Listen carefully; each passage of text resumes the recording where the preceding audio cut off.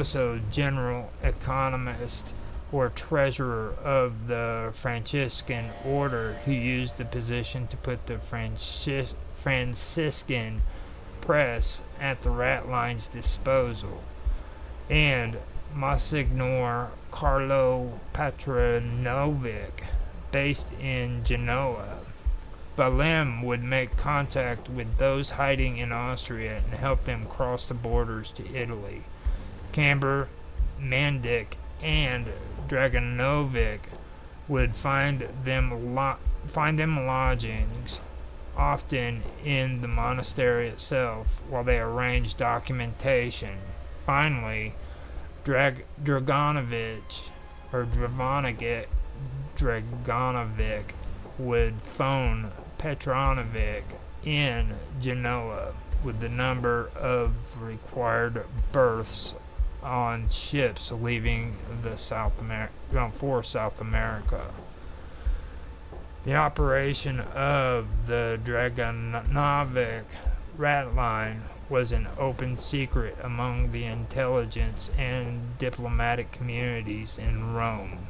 In early as 1945, Allied commanders in Rome were asking questions about the use of San Girolamo as a haven for Astasi. A year later, a U.S. Department report on July the 12th, 1946, lists 9 war criminals, including Albanians and Montenegrins, as well as Krauts, plus other not actually sheltered in the Collegium Illyrium, i.e. San Girolamo degli Illyrisi, but who otherwise enjoy church support and protection. In February 1947, CIC Special Agent Robert Clayton Mudd reported 10 members of Pavlik's Estasa cabinet living either in San Girolamo or in the Vatican itself. Mudd had infiltrated an agent into the monastery and confirmed that it was honeycombed with cells of Stasi operatives guarded by armed youths, Mudd reported. It was further established that these Krauts traveled back and forth from the Vatican several times a week in a car with a chauffeur whose license plate bears the 2 initials CD, Corpo Diplomatico. It issues forth from the Vatican and discharges its passengers inside the monastery of San Geronimo. Subject to diplomatic immunity, it is impossible to stop the car and discover who are its passengers. Mudd's conclusions was the following. Dragonovic's sponsorship of these Kraut Estasias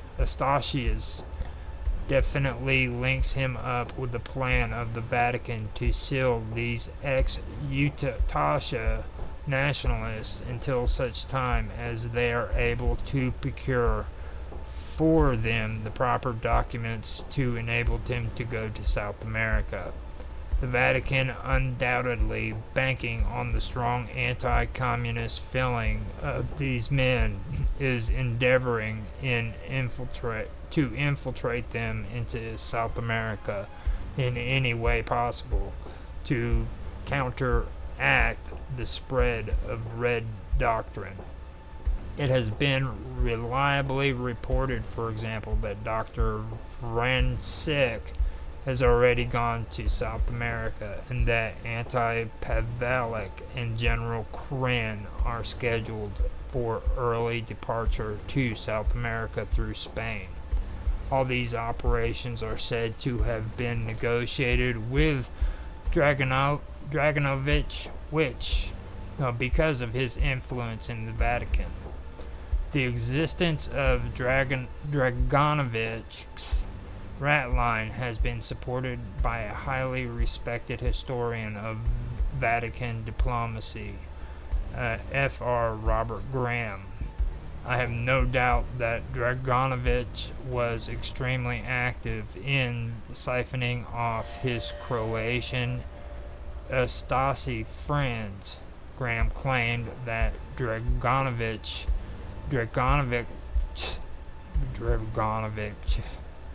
Ratlines was approved by the Vatican. Just because he's a priest doesn't mean he represents the Vatican. It was his own operation. At the same time, there were 4 occasions in which the Vatican did intervene on behalf of interned Stasi prisoners.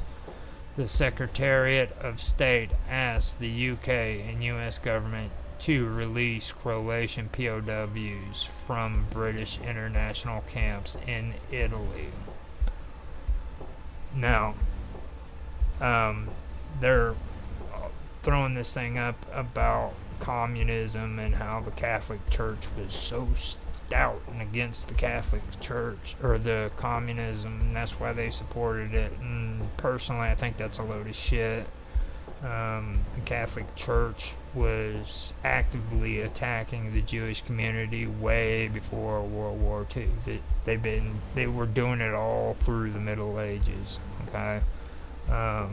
So it's no doubt in my mind that they not only supported the Nazi movement, but they were a big part in it. Alright, so I'm sorry, but I have to disagree there on that. I don't think it had anything to do with communism. Now, the U.S. intelligence involvement.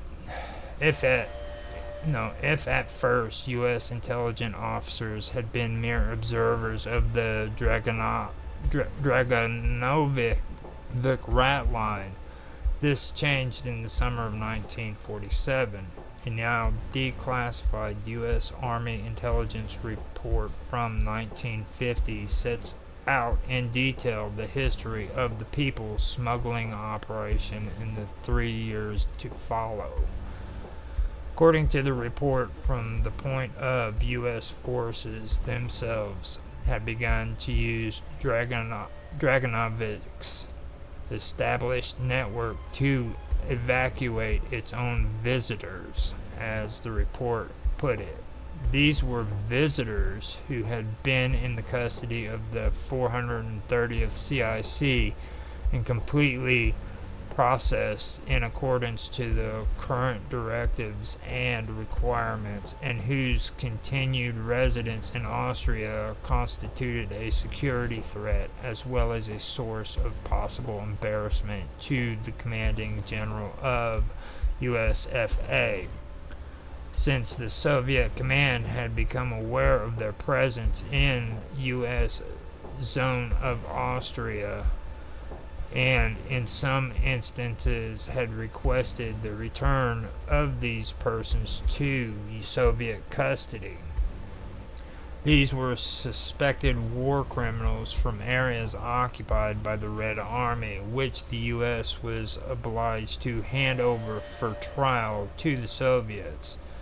The U.S. reputedly was reluctant to do so, partly due to a belief that fair trials could hardly be expected in the USSR, and also their desire to make use of Nazi scientists and other resources. Now, this is Operation Paperclip they're starting to refer to, and that is a real deal. So that did happen. It's documented, so there's no conspiracy there. Just so I can put that out there and let people know, this is the dirty stuff that the United States was involved in when it comes to all this stuff too. The United States intelligence used these methods to get important Nazi scientists and military strategists to their own centers of military research in the U.S. Many Nazi scientists were employed by the U.S., retrieved in Operation Paperclip. Alright, so how much time did I put into that? Okay, I've got a minute and a half, and that will make it to an hour's worth of stream, I believe. The recording is 48 minutes. I am basically going to end it here because this disgusts me. It turns my stomach. Every time I hear people talking this kind of garbage, it turns my stomach. I've been nice about it, and I kept my mouth shut. Alright? But it's garbage. Now, I am okay with listening to stuff. Don't get me wrong. I have no problem with it. But when I make streams about history, I don't want to hear about baby killing Jews. And I don't want to hear about the frickin' island of Atlantis. I don't want to hear about any of that. Okay? That is it. This is why I set up this freaking stream, is so that I can focus on this stuff on this stream for this topic today, just like I have strangeness. That's when we discuss strange things. This is when we discuss freaking conspiracy. I discuss history when it's history. And until I feel safe to where I can actually discuss history as it was, not the way these people want it to be sounding, then I will no longer be doing that. I've got 2 more freaking streams of it, and it's coming to an end. Okay? And I've had my fill of this. This is the reason why I stopped doing this stuff, is because of crazy garbage like this. It just gets to you, and you start seeing the darker way of life. I'd love to be spiritual and say, oh, I love everybody, and, you know, the world's a great place, but it's not. It never was. Okay, there's been evil people who've been doing evil things, which has freaking led to what we've had going on in the last 100 years. People are freaking dying because of this garbage right here. Okay, and it's been happening since the beginning of time. This goes all the way back to the Canaanites and the Phoenicians and all that. Okay, and it's got to stop.